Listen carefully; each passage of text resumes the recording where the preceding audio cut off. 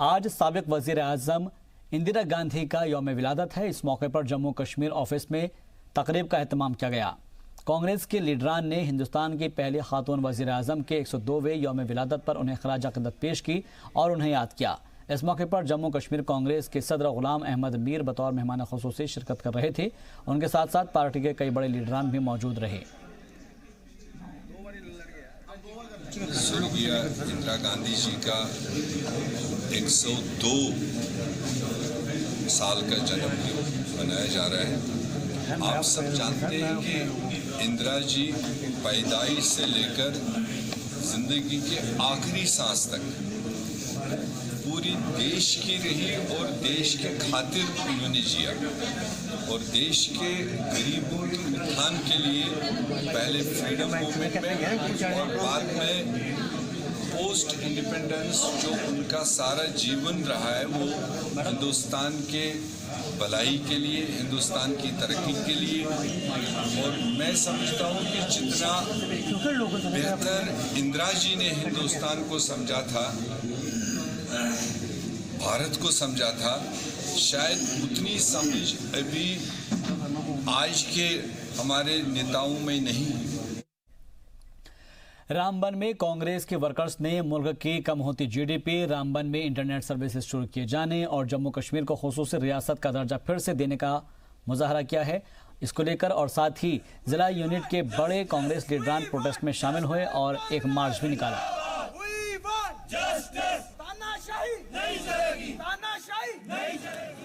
हमारा एक मेमोरेंडम था जो हमारी कांग्रेस पार्टी ने ऑल इंडिया कांग्रेस में थ्रू आउट इंडिया हमने इकोनॉमिक स्लो डाउन जो था उस पे था।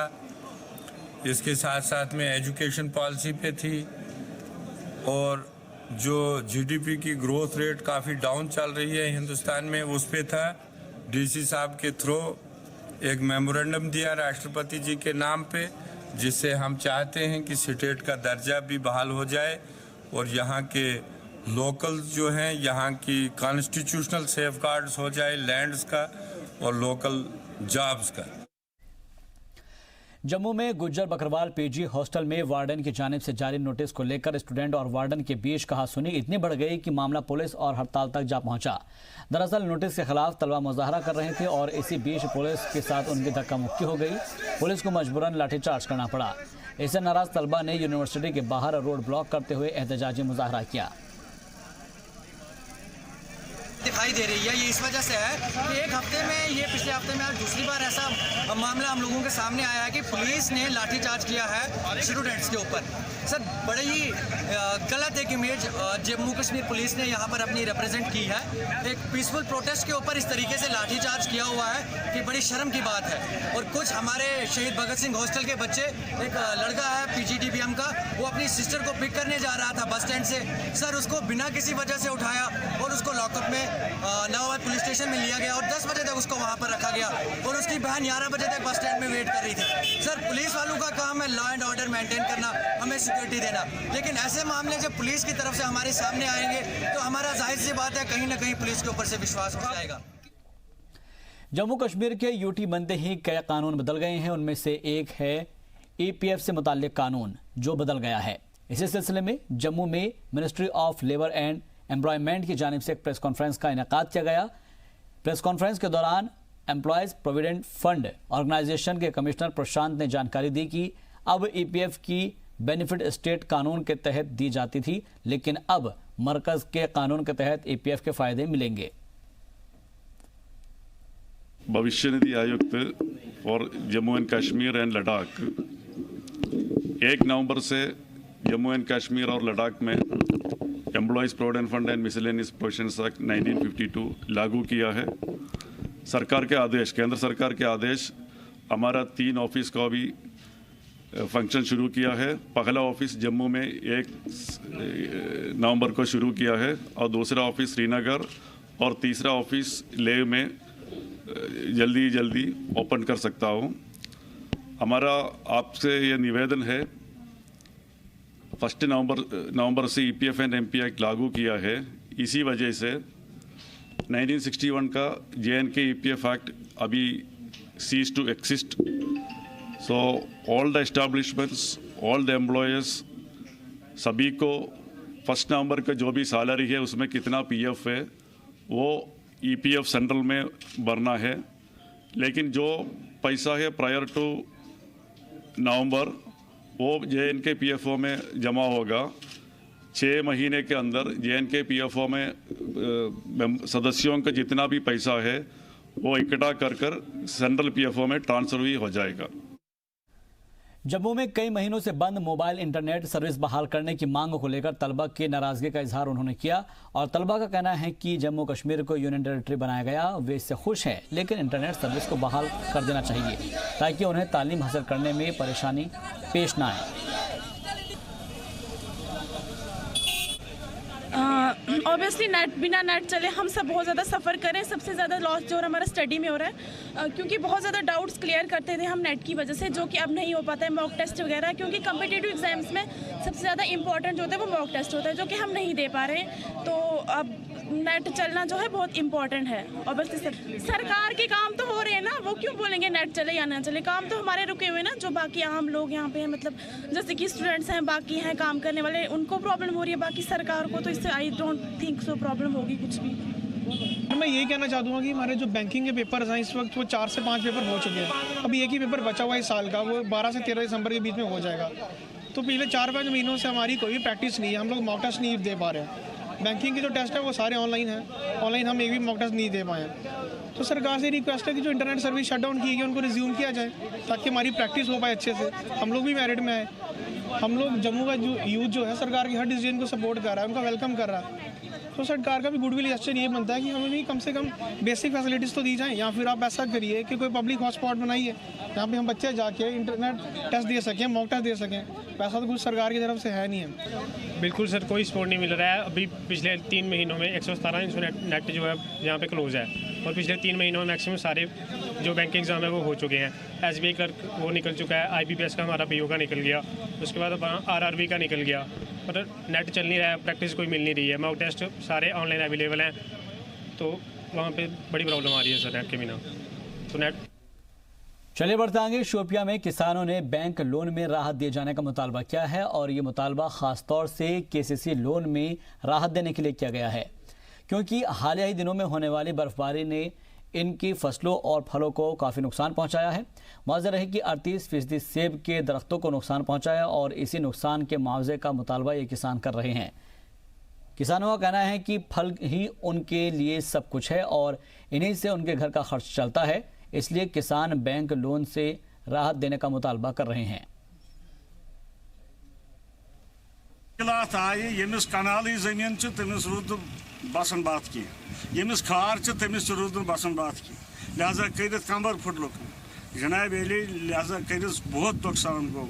यानी कह हत मज 5 कुल साबित, हत मज 5 कुल साबित, लिहाजा कर वनकस लेवर लगन जनाब अली रज लगन अकिस कुलिस 100। हमने एक बात की थी कि जो कि यहाँ हालिया मतलब अनएक्सपेक्टेड बर्फबारी हुई है, खासकर ज़िला शोपियान में। ज़िला शोपियान जो है ये रिमोट डिस्ट्रिक्ट है, तो जब ये बर्फबारी हुई तो सारे ग्रोवर्स और आवाम कांप उठी। जबकि हमारे बागों में जब मतलब हमारे फ्रूट ग्रोवर्स गए तो वो तो मेंटली फ्रस्ट्रेट हो गई, किसी को मतलब हार्ट अटैक होने का खतरा था। तकरीबन है कि मतलब तकरीबन 40 से 90% नुकसान है। वादी में बर्फबारी के बाद अब महंगाई ने भी लोगों को परेशान कर दिया है, जहां पर खासतौर पर फल और सब्जियों की कीमतें बढ़ जाने की वजह से लोग काफ़ी परेशान नजर आ रहे हैं। कीमतों में हुए इजाफे की एक वजह लैंडस्लाइड और बर्फबारी भी है, जिसकी वजह से कौमी शाहराह का बार बार बंद हो जाना भी इसमें शामिल है। वादी में महंगाई से आम लोग परेशान हैं। सब्जी और फलों की कीमतें आसमान छू रही हैं। वादी में जो ही कौमी शाहराह बंद होता है तो आम लोगों पर इसका बराह रास्त असर पड़ता है और जो खाने पीने की चीज़ें या रोज़मर्रा के इस्तेमाल की चीज़ें होती हैं वो बहुत महंगी हो जाती है। इस वक्त भी श्रीनगर के बाज़ारों में इसका बराह रास्त असर देखने को मिल रहा है, जिससे लोग बहुत परेशान नज़र आ रहे हैं। यहाँ पे पिछले कुछ महीनों से क्या हालात है वो आप सभी जानते हैं।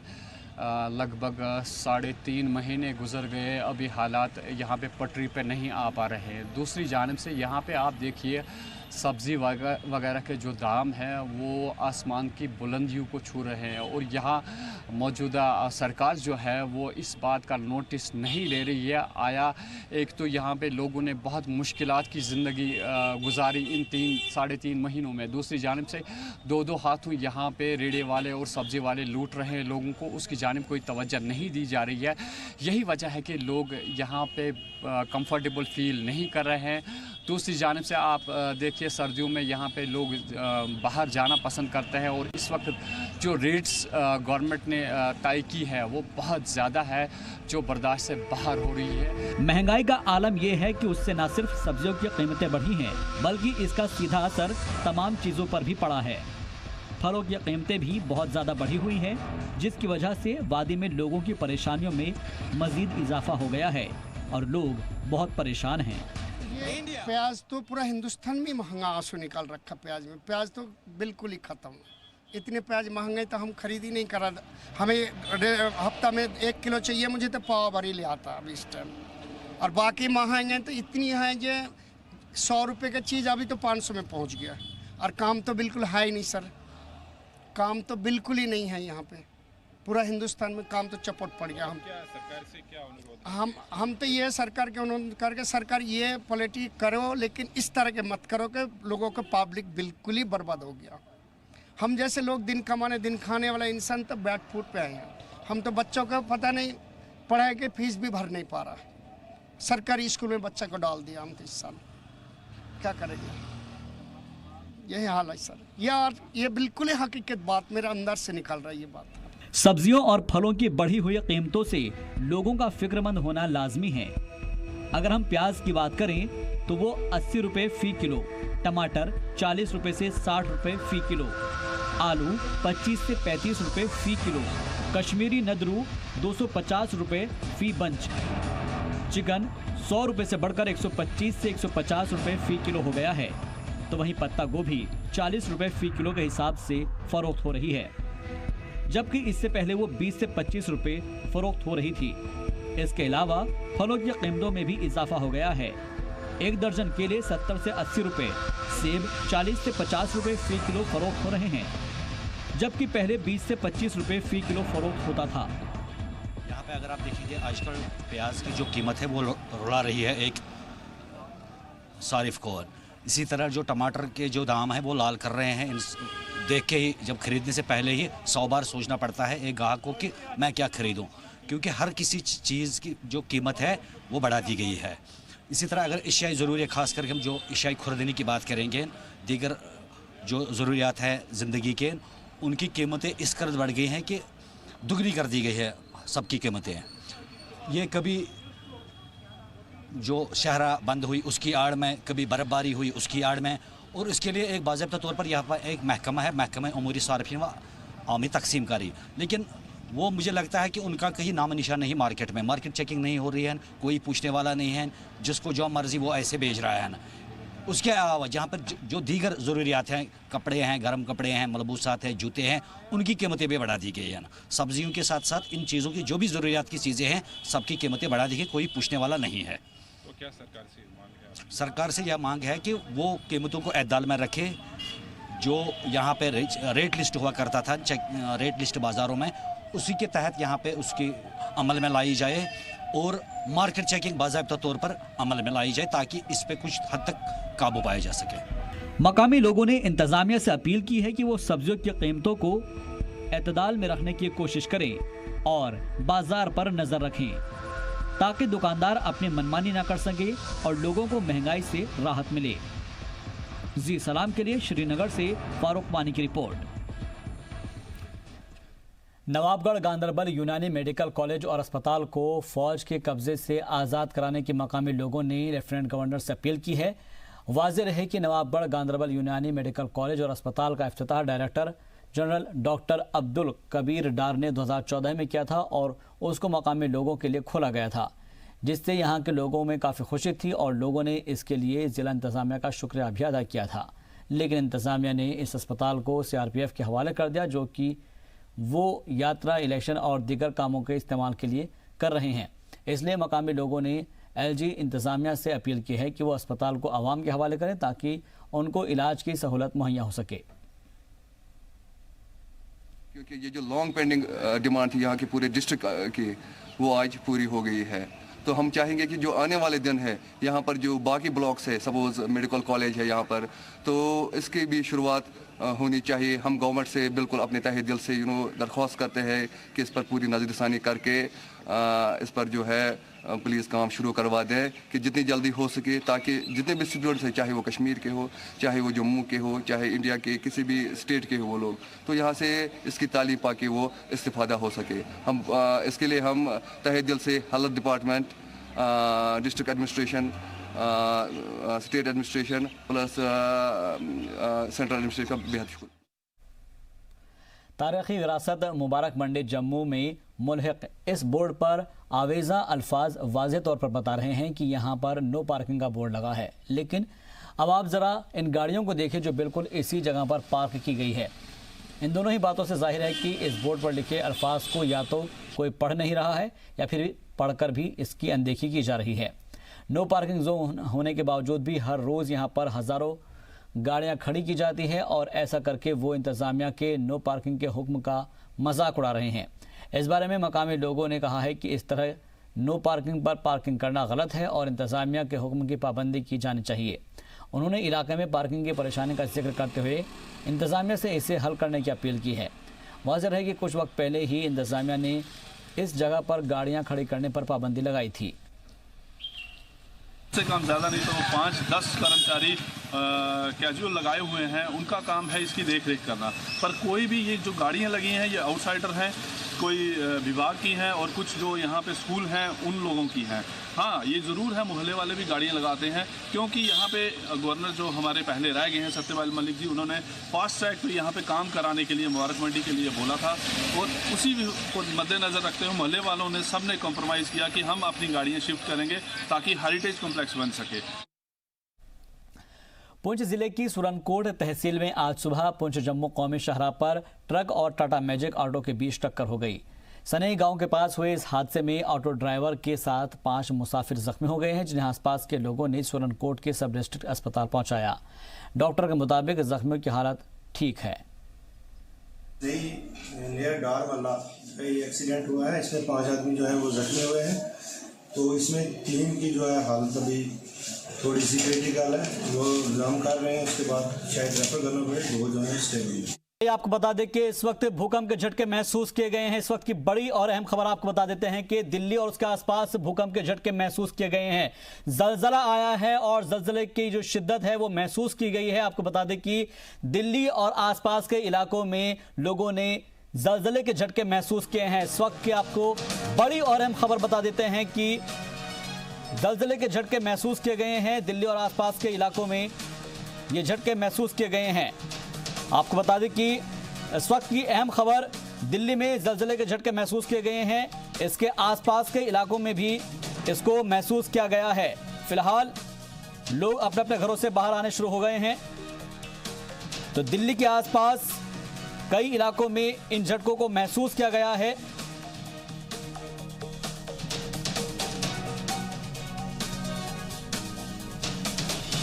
दरअसल आपको बता दें कि अलग अलग जगहों पर इसका असर महसूस किया जा सकता है। दिल्ली और आसपास के इलाकों में जलजला आया है और जलजले की जो खबर है वो इस वक्त मिल रही है कि दिल्ली और आसपास के इलाकों में जो मकामी लोग हैं उन्होंने इस जलजले को महसूस किया है। इसके बाद से लोगों में अफरा तफरी का माहौल रहा, लोग अपने घरों से बाहर निकल आए। हालांकि अभी तक इस बात की इत्तला नहीं मिल सकी है कि रिएक्टर स्केल पर इसकी स्पीड कितनी थी, लेकिन फिलहाल दिल्ली में जलजले को महसूस किया गया है, जलजले के झटकों को महसूस किया गया है। इसके अलावा आपको बता दें कि उत्तराखंड में भी जलजले के इन झटकों को महसूस किया गया है। इस वक्त की बड़ी और अहम खबर आपको बता दें कि जलजले का मरकज हिंदुस्तान नेपाल सरहद बताई जा रही है और जलजले की शिद्दत 5.1 बताई गई है। दिल्ली में जलजले की जैसे ही इत्तला मिली है उसके बाद से ही अलग अलग जगहों से इस तरह की खबरें आने लगी है और आसपास के इलाकों में भी ज़लज़ले की जो शिद्दत है उसको महसूस किया गया है। आपको बता दें कि ज़लज़ले की शिद्दत रिएक्टर स्केल पर 5.1 नापी गई है और बताया जा रहा है कि हिंदुस्तान नेपाल की सरहद पर इसका जो सेंटर है वो था।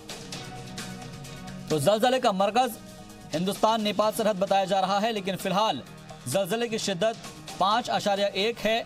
और साथ ही आपको ये भी बता देते हैं कि दिल्ली और इसके आसपास के इलाकों में इस ज़लज़ले के झटकों को महसूस किया गया है। ख़ास तौर पर अगर हम नॉर्थ इंडिया की बात करें तो इसमें उत्तराखंड में भी इस तरह के जो ज़लज़ले हैं के झटके हैं उसको महसूस किया गया है। तो दिल्ली में ज़लज़लों के झटकों को महसूस किया गया है। साथ ही आपको बता दें कि इसके आसपास के इलाकों में भी इस तरह के भूकंप के झटके महसूस किए गए हैं, ज़लज़ला महसूस किया गया है और रिएक्टर स्केल पर इसकी जो स्पीड है वो 5.1 बताई जा रही है। हालांकि इस ज़लज़ले से अभी तक किसी तरह के जानी नुकसान की कोई खबर नहीं है।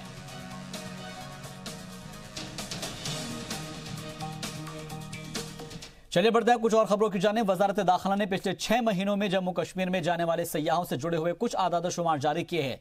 मरकज के मुताबिक पिछले 6 महीनों में दुनिया भर से करीब 34 लाख और 10,000 से ज्यादा सयाहों ने जम्मू कश्मीर की यात्रा की है। इनमें 12,934 विदेशी सयाह भी शामिल रहे हैं। इस दौरान सयाहत के जरिए सूबे को 25 करोड़ रुपयों से ज्यादा की आमदनी हुई है। इसके अलावा 5 अगस्त से 15 नवंबर 2019 तक पत्थरबाजी के 190 मामले दर्ज किए गए हैं, जिसमें 765 लोगों को गिरफ्तार किया गया है।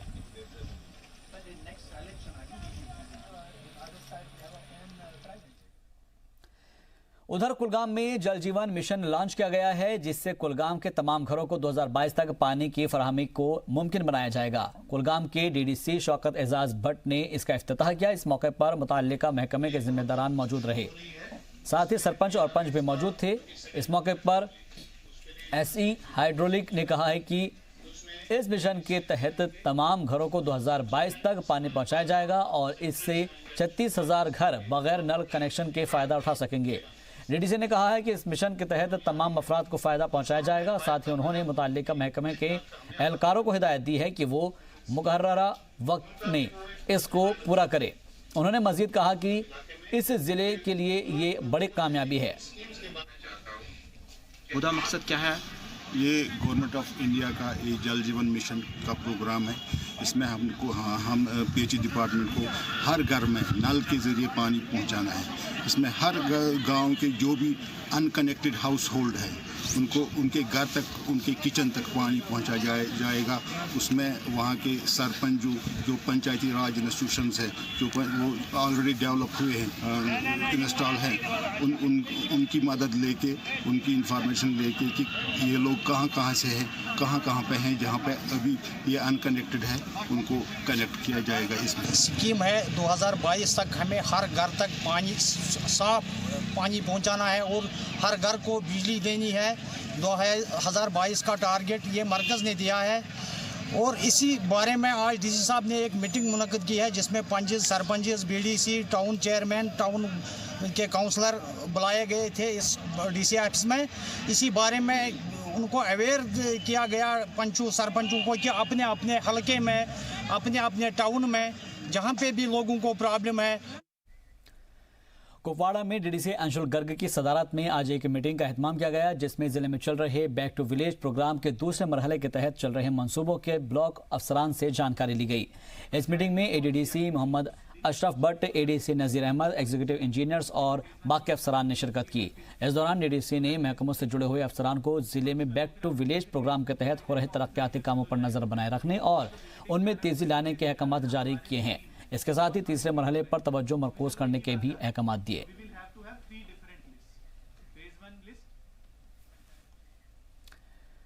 उधर शोपियां के डीडीसी चौधरी मोहम्मद यासीन ने डिस्ट्रिक्ट एडमिनिस्ट्रेटिव कॉम्प्लेक्स में जिले भर के कई डेलीगेशंस के साथ मुलाकात की। डेलीगेशन ने बर्फबारी के बाद हुए नुकसान की भरपाई, खासतौर पर किसानों को हुए नुकसानात के लिए मुआवजे की मांग की। डीडीसी मोहम्मद यासीन ने भरोसा दिलाया है कि एक टीम बनाकर किसानों को पहुंचे नुकसानात का जायजा लिया जाएगा और उन्हें माकूल मुआवजा दिया जाएगा।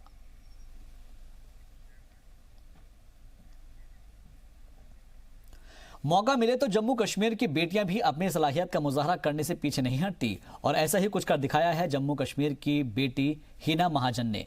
जम्मू की रहने वाली हिना महाजन की डोगरी जबान में लिखी कविता को 12 नवंबर की शाम यूके के हाउस ऑफ लॉर्ड्स में कश्मीर की ही एक दीगर बेटी मनो खजूरिया ने पढ़ा है। डोगरी जबान में लिखी हिना की कविता जम्मू दी चिड़ी में जम्मू की बेटी के जज्बात की मिसाल चिड़िया से की उड़ान से दी गई है और हिना महाजन की डोगरी कविता को United Nation International Years of the Indigenous Languages programme के तहत 20 दीगर जबानों के साथ शामिल किया गया है। बचपन से ही इंग्लिश हिंदी में कविताएं लिख रही हिना अपनी मादरी जबान डोगरी में लिखी पोएम को हाउस ऑफ लॉर्ड्स में पढ़े जाने पर बेहद खुश हैं। जो डोगरी की पोएम है जम्मू दी चिड़ी, वो इंटरनेशनल लेवल पे गई है। ये basically UN international year of cultural excellence के उपलक्ष्य पे सुनाई गई है हाउस ऑफ लॉर्ड्स में 12 नवंबर को। ये वहाँ पे रीड की है अमंग्स 20 रीजनल लैंग्वेजेस में। तो ये जो संस्कृति सेंटर ऑफ कल्चरल एक्सीलेंस है, उन्होंने ऑर्गेनाइज किया था फंक्शन और वहाँ पे मनु खजूरिया ने रिसाइट की है मेरी पोएम। ये पोएम बेसिकली टाकरी लैंग्वेज में शोकेस हुई है।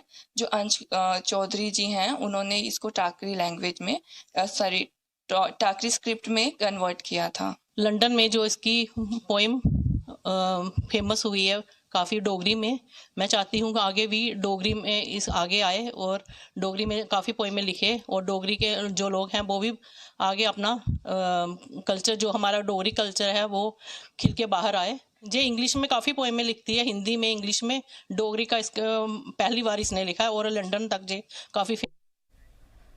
बनिहाल में ईद मिलादुन्नबी की तकरीबात का सिलसिला जारी है और इसी सिलसिले में बनिहाल के कारवा इलाके में पीर दस्तगीर साहब के खानकाह पर सीरत पाक के हवाले से एक तकरीब का एहतमाम किया गया, जिसमें बड़ी तादाद में लोगों ने शिरकत की। इस मौके पर मुकर्ररीन ने आप सल्लल्लाहु अलैहि वसल्लम की सीरत पर तफसील से रोशनी डाली और लोगों से इस पर अमल करने की गुजारिश की। इस तकरीब में मौलाना मुजफ्फर हमदानी और मौलाना अशफाक हमदानी समेत बनिहाल व कुर्बो जवार के लोगों ने कसीर तादाद में शिरकत की। तरीके से आज फिर से हमने एक मुकर्रिन को मौलाना मुजफ्फर हमदानी साहब को दावत दी और उन्होंने ईद मिलादुन्नबी सल्लल्लाहु अलैहि वसल्लम पर रोशनी डाली। इस तरीके से हमने फिर से हस्ब मामूल आज के दिन भी जश्न ईद मिलादुन मुनाकिद किया और हर साल मनाते आ रहे हैं। और इसके मुतालिकन मौलाना मुजफ्फर हमदानी साहब ने बहुत सारे दलाइल अता किए, उन्होंने बहुत सारे दलाइल बयान किए ईद मिलादुन्नबी सल्लल्लाहु अलैहि वसल्लम पर कि ये एक ऐसा जश्न है कि इस पर सिर्फ हुजूर नबी करीम सल्लल्लाहु अलैहि वसल्लम की विलादत का बयान किया जाता है। और इसके मुतालिक बहुत सारे आए करीम कुरान पाक में है और हम वो भी देख सकते हैं।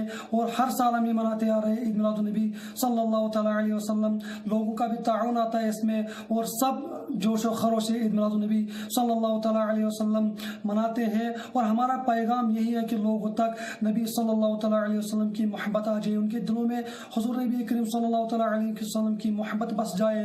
यही मिलाद का पैगाम है, लोग नमाजों की तरफ हो जाए।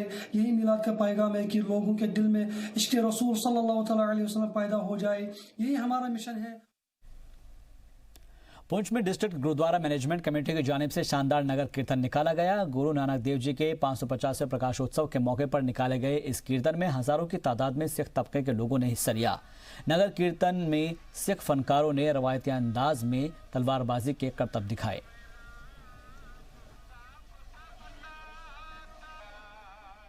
तरफ से मैं तमाम मुस्लिम कम्युनिटी की तरफ से सिख बरादरी को मुबारकबाद देता हूँ। आपको पता होगा कि जैसे ये हमारा 12 रबीउल अव्वल में हमने कल जो मिलाद का जुलूस निकाला, उसके बाद जो है आज ये गुरपुरब का जुलूस निकाला गया।